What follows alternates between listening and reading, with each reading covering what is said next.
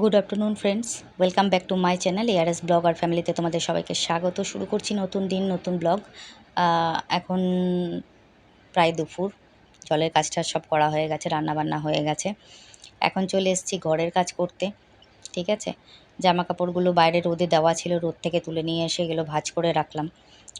অনেক দিনের জামা কাপড় ছিল, প্রতিদিন খুব বৃষ্টি পড়ছিল, এই জন্যে জামা কাপড়গুলো কিছুটা আলমারি থেকে বার করে নিয়ে কিছুটা রোদে দিয়েছি। কয়েকটা জামা কাপড় আমার হাজব্যান্ডের কিছু দিয়েছিলাম। ঠিক আছে, তারপর মানে আর যে আগের দিনের আজকের সব জামা কাপড় ছিল, ওই দেখো তুলে নিয়ে আসলাম। সব জামা কাপড়গুলো তুলে নিয়ে এসে এখন আবার ভাঁজ করব। ভাঁজ করে আলনার মধ্যে গুছিয়ে রেখে দিব। যেটা আলমারিতে ছিল সেটা আলমারিতে তুলে রেখেছি, আর যেগুলো আলনায় রাখার সেগুলো আলনায় রেখে দেবো। ঠিক আছে, তো এখন থেকেই ব্লগটা স্টার্ট করলাম। আমি আগেই বলে দিই তোমাদের, এটা কিন্তু আমার ছেলে যেদিন অসুস্থ হয়েছে সেদিনকের ব্লগ। এখন কিন্তু আমরা জানিই না যে আমার ছেলে অসুস্থ হয়েছে। সেই সময়কার ব্লগ আমি শ্যুট করেছিলাম, দেবো বলে তোমাদেরকে, তো সেটা দিয়ে ওঠা হয়নি।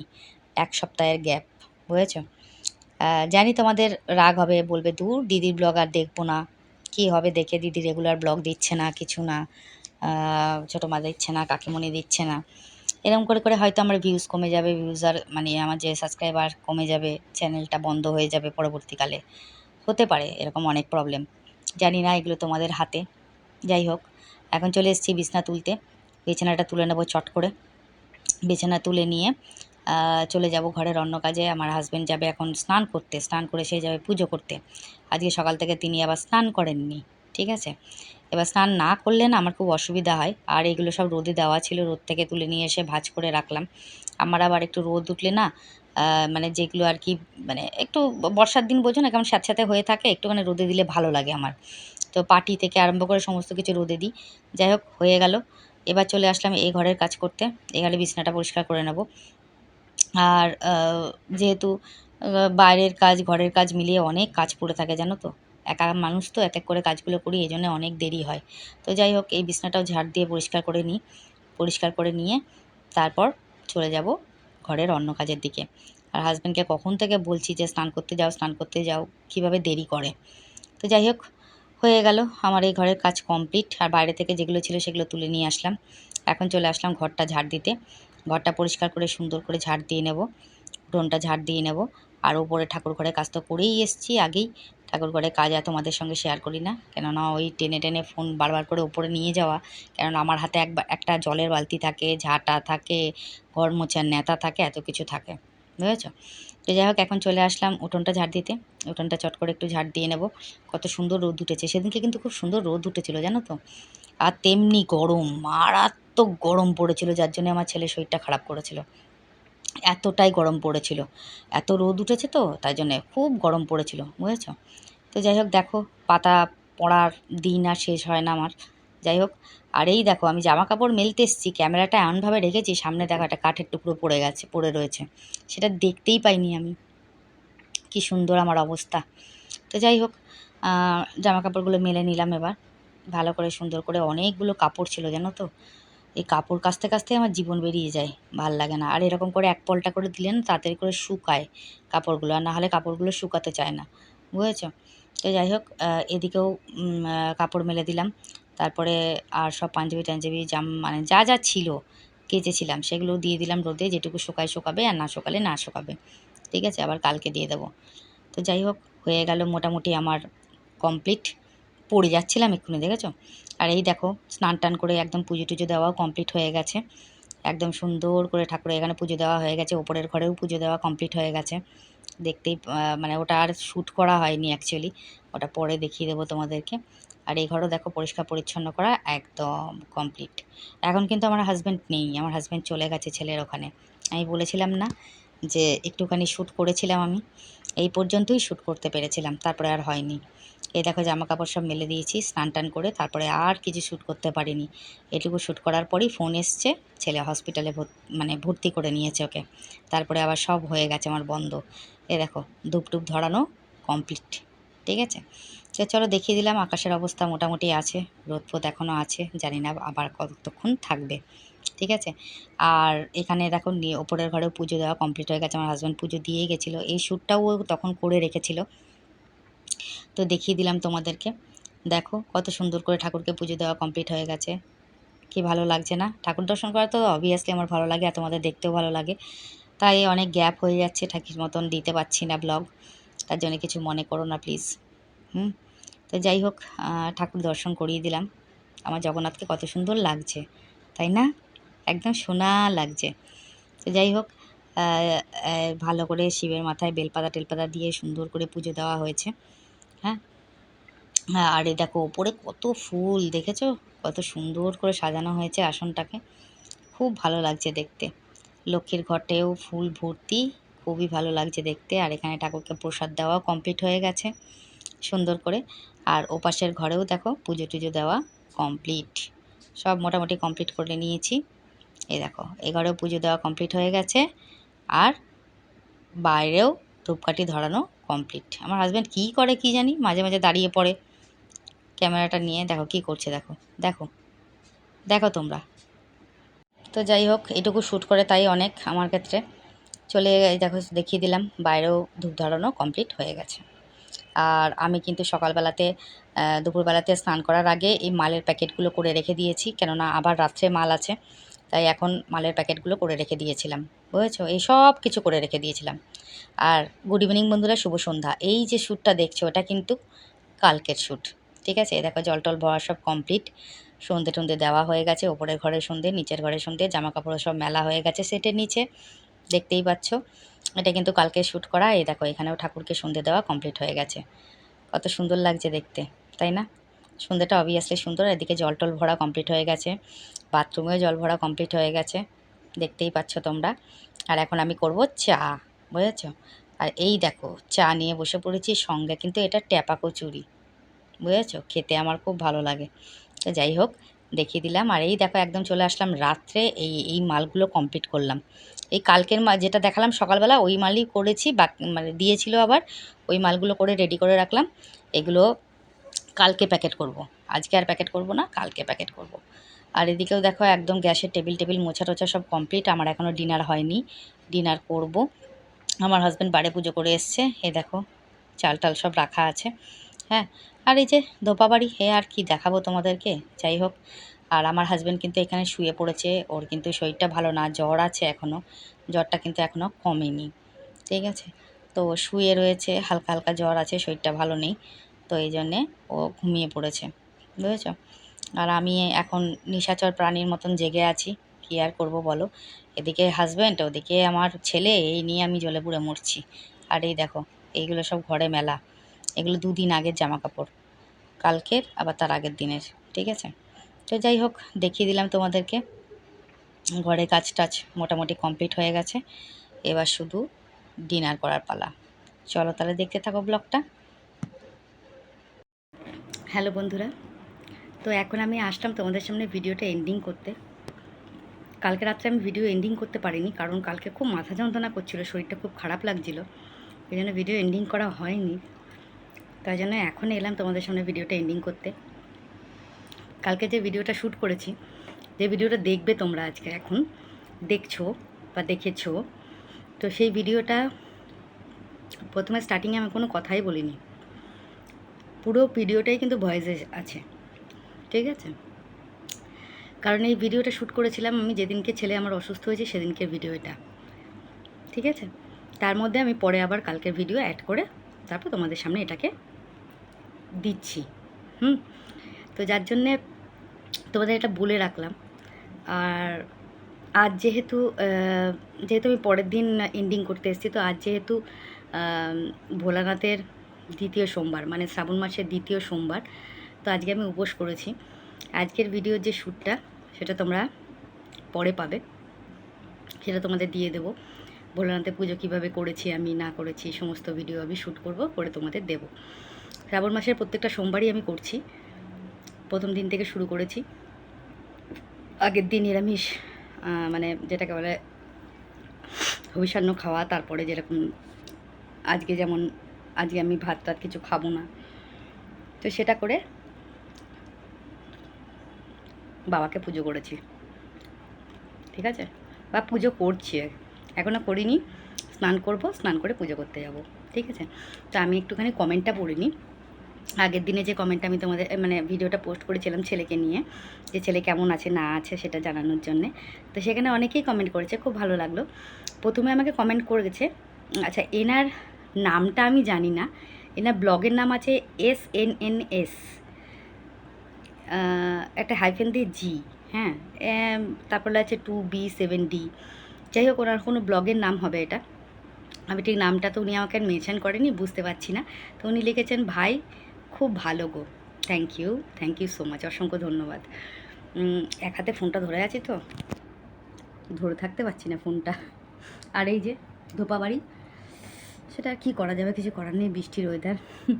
তো চলো, এরপরে কমেন্ট করেছে আমাকে সুদীপ্তা আমাকে কমেন্ট করেছে যে তুমি ব্লগ দিতে না পারলে দিও না, আমরা কিছু মনে করব না, আগে পরিস্থিতি সামলে ওঠো, ভাই যে ভালো আছে এটা শুনে ভালো লাগলো, তোমরা সবাই ভালো থেকো, আমি কাল ব্লগ দেখতে পারিনি, আজ সকালে দেখছি। Thank you so much Sudipta, অসংখ্য ধন্যবাদ। তোমরা যখনই টাইম পেয়ে পাচ্ছ তখনই ব্লগ দেখছো, তার জন্য অসংখ্য ধন্যবাদ। আচ্ছা ফোনটা আমি এইভাবে রাখলাম, ঠিক আছে, না হলে কিন্তু হাতে ধরে থাকতে পারছি না। তো যাই হোক, আজকে ভিডিওটা একটু অন্যরকম হবে, একটু লাইটটা বেশি করে জ্বালিয়ে দিই। এবার পরিষ্কার দেখতে পাচ্ছ আমাকে। আচ্ছা, তারপরে আমাকে কমেন্ট করেছে শর্মিলাদি আমাকে লিখেছে, বোন আমি তোমার ভিডিও অপেক্ষায় ছিলাম, বাবু একটু ভালো আছে শুনে মনটা শান্তি পেলাম, ওর ওর এখনও একটু যত্ন দরকার, ঠিক মতন খেতে হবে, বিশ্রাম দরকার, আমার আশীর্বাদ দিও, অনেক lovely. Thank you so much শর্মিলাদি, অসংখ্য ধন্যবাদ এত সুন্দর কমেন্ট করার জন্য। আমি বললাম না, আমি আগের দিনের ভিডিওতেই বলেছি যে আমার ছেলের একটা মা না, অনেক মা যারা তাকে সে কেমন আছে না আছে জানার জন্যে অপেক্ষা করে আছে। অসংখ্য ধন্যবাদ শর্মিলাদি, অসংখ্য ধন্যবাদ। বাবু আগে থেকে অনেকটাই ভালো আছে, তবে আমি বলছি আগে কমেন্টগুলো পড়ে নিই তারপর বলছি। আচ্ছা, এখানে পূর্ণেন্দু চ্যাটার্জি, এটা কিন্তু কেয়া, হ্যাঁ, তো কেয়া আমাকে কমেন্ট করেছে, লিখেছে আমি কেয়া, আর আমি তোমার থেকে বড় এজে, ওর এজ হচ্ছে 51। আচ্ছা দিদি ভাই বলবো তাহলে, ঠিক আছে, না রাগ করবো না। আচ্ছা থ্যাংক ইউ সো মাচ কেয়াদি, অসংখ্য ধন্যবাদ। লিখেছে শুভ ভালো আছে শুনে খুব ভালো লাগলো, আর একটা কমেন্ট করেছে লাইক দিয়ে শুরু করলাম দেখা, অসংখ্য ধন্যবাদ কেয়াদি, অসংখ্য ধন্যবাদ।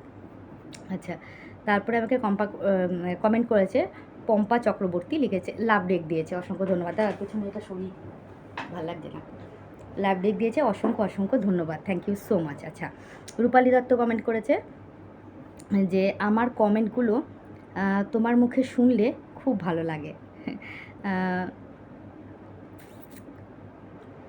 সবই বুঝি কাকিমা, সংসারে থাকতে গেলে কত রকম কষ্ট ঝড় ঝাপটা আসে আমাদের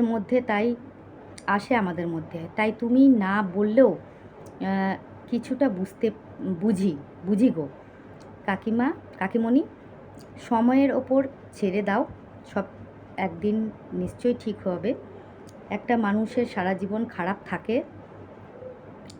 থাকতে পারে না গো, ভালো সময় একদিন ঠিক আসবে। থ্যাংক ইউ সো মাচ, অসংখ্য ধন্যবাদ রূপালী, একদম সেই অপেক্ষাতেই আছি। থ্যাংক ইউ সো মাচ, অসংখ্য ধন্যবাদ।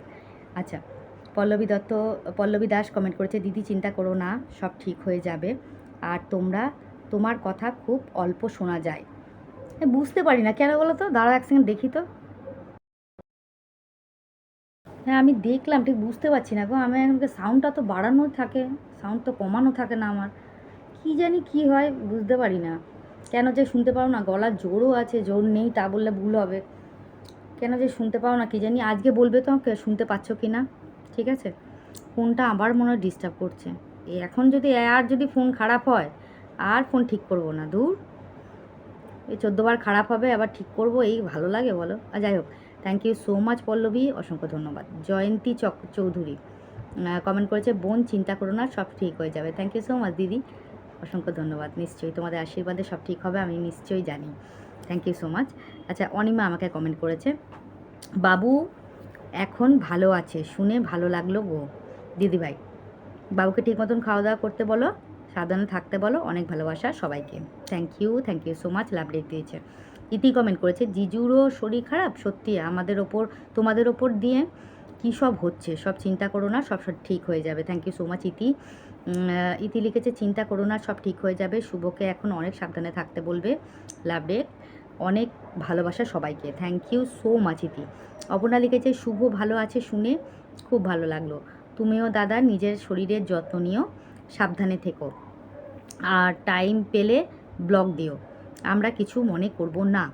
আমরা আমার আমরা তোমার সিচুয়েশনটা বুঝতে পারছি, রিলস দেখে মন ভরাচ্ছি। লাভ রেক, thank you so much. Barnali comment করেছে, বাবু এখন ভালো আছে শুনে ভালো লাগলো।